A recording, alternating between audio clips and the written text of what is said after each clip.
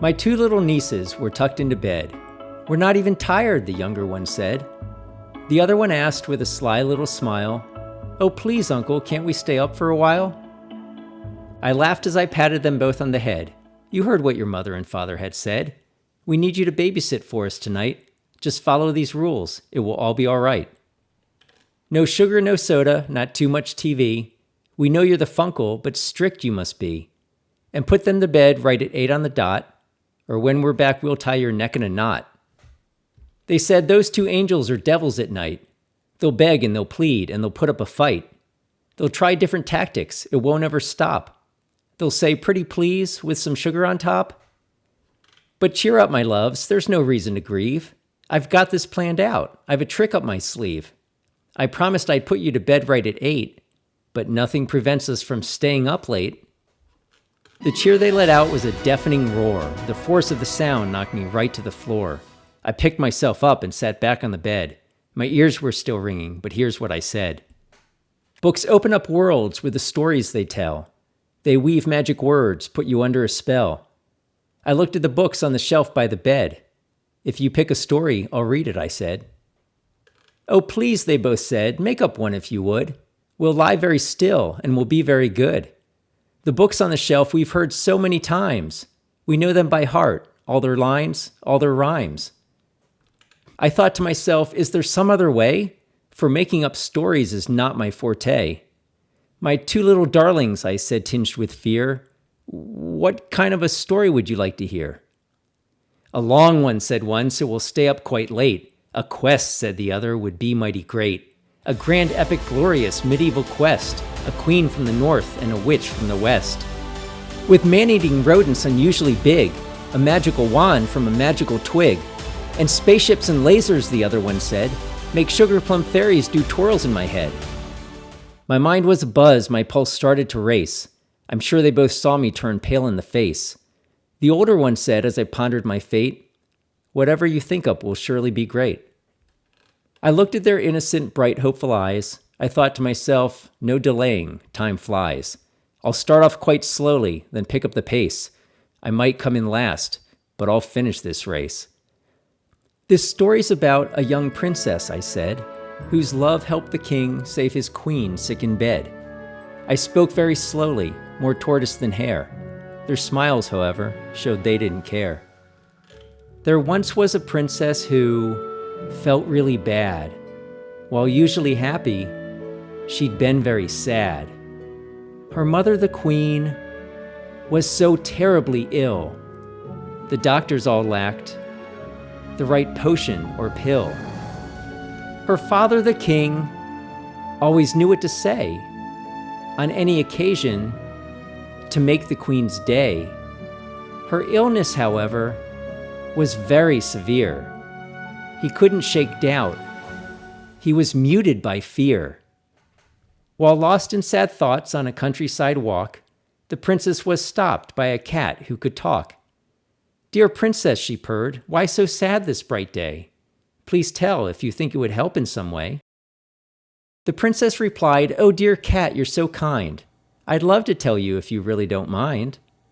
The cat said, please start right here, now on this spot. These dialogues help to establish the plot. My father, she said, has a King Midas art. His solid gold words would adorn his wife's heart. But now she's so sick, and he's no longer sure. He has in his words any key to her cure. I worry with him that we've no more to try. I cry in his arms that our queen, she might die. I'm scared there is nothing else we know to do. And as I lose hope, he is losing hope too. I'm sorry for you, said the cat with a purr, caressing the princess's hand with her fur. The love in your family is really quite strong. I know it will save you. It shouldn't be long. Perhaps see the owl where the evergreens grow. He's so very wise, and I think he might know what piece of the puzzle is missing for you to help you see clearly just what you should do. The princess said, thank you, you've helped me so much, with comforting purrs and your soft, gentle touch. She said as she left, I'll go without delay to find the wise owl, to hear what he might say. She spotted the owl in a nest on a limb, attached to the tree where she knew she'd find him. "Excuse me, dear owl," she called up from below. "I'm looking for answers perhaps you might know." He slowly looked down, but he made no reply. He waited for her without blinking an eye. She told the wise owl what the cat had just heard. He then closed his eyes without saying a word. He pondered, she waited, he pondered some more. She fell asleep waiting and started to snore. I'm kidding, that's only a joke. She slept there in silence until the owl spoke. Your father's solution is not through his mind. The words his thoughts bound, now his heart must unbind. His heart hasn't time to release every clot. You must be the sword for his Gordian knot. There sadly are limits to what I can say to help you see clearly, to help light your way. You're nearer the answer than you might now know.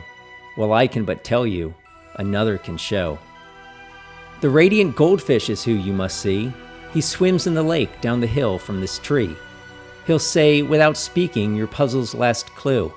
He'll hold up a mirror and show it to you. When he finished speaking, the owl shut his eyes, without any good lucks, so longs, or goodbyes. Confused though she was filled with great hope. "Oh, thank you," she said. Then she walked down the slope.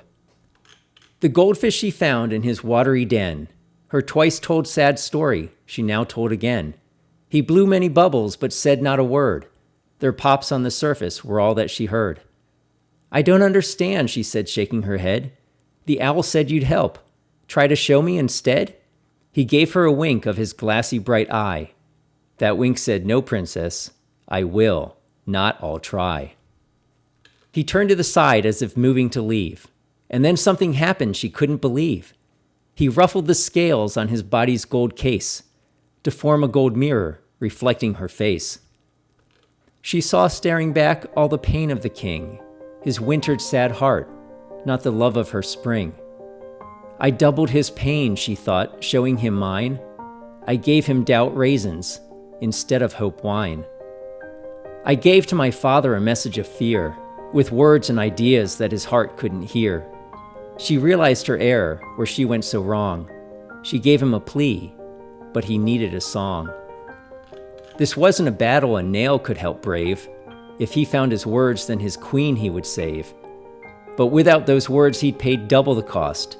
His spirit would die, and his queen would be lost. Each cell in her being said, "Get up, let's go." She jumped up and sprinted, no time to go slow. The fish, fowl, and fauna were blurred as she passed. Their cheering was faint, she was running so fast. She ran to her father who stood near his wife. She pulled him aside, gave the speech of her life. "You listen," she said, with a strength that was pure. "Your fear is a poison, your courage the cure. But sometimes far stronger than either is love, that roars like a lion and coos like a dove. You've mastered your words like none other I've known, but doubt has entombed them in cold silent stone. Your lofty and plain words are dormant, not dead. The plainest wake fastest, so rouse those instead. They needn't be fancy or make you sound smart. Use sans serif words from your sans serif heart. I know you can do it, I've heard you before. Your words have been nest-bound, but now they must soar. You go to your queen and you speak like a king. You speak with a love that would make angels sing." A titanic quiet from rudder to helm sent echoes of silence throughout the vast realm. The cats didn't purr, and the owls didn't hoot. The goldfish were quiet. Their bubbles were mute. The planet was silent while spinning around, but that's as expected. In space, there's no sound. That's kind of a joke. It's called comic relief. For princess and king stood in shocked disbelief. They both were as still as the quiet of death, and even their shadows were holding their breath. His face mirrored hers with no cloud that distorts a "where did that come from" expression of sorts. He looked at his princess as though strangers might. The king saw his daughter in quite a new light. "My wife and I made you," he thought with awed pride. "I no longer hold you. We stand side by side." "It's true," he then said, "that I cowed to my fears. They whispered to me, and I lent them my ears. My doubt was a giant. You brought stones and slings. My voice was cocooned, and you helped it grow wings. And whatever force kept me under its spell, you broke it apart and you shattered its shell. My heart is the anvil where you forged the key. Our queen is imprisoned.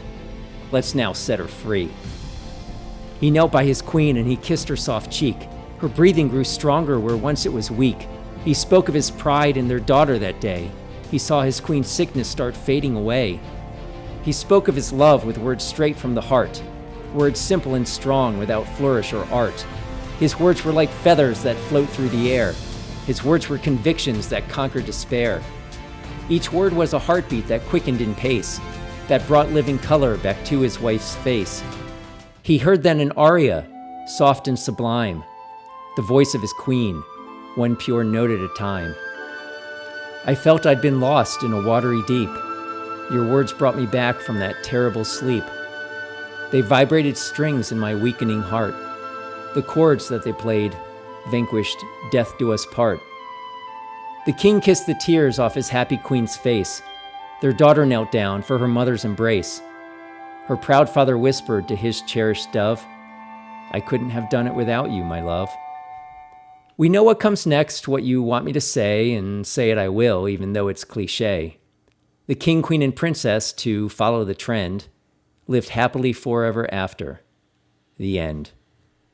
My nieces both smiled, then started to doze. "We loved it," they yawned, as I saw their eyes close. I said as they cooed like two half-asleep doves, "I couldn't have done it without you, my loves." But where did that come from, I thought to myself. From somewhere within, not a book on a shelf. And what plants these stories, and what makes them grow? If there is an answer, I might never know. I pulled up the covers, kissed each on the head, tiptoed from the room as they slept there in bed. I pulled the door shut, and I turned off the light, and whispered, "My angels, sleep well and good night." You uncles and funkles and grandparents too, and aunts with young nibblings, this also means you. Our time has a way of just flowing along, like lines of a poem or words of a song.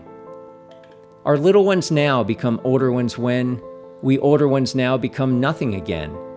So cherish these moments that life sometimes brings, when angels reward us for spreading our wings.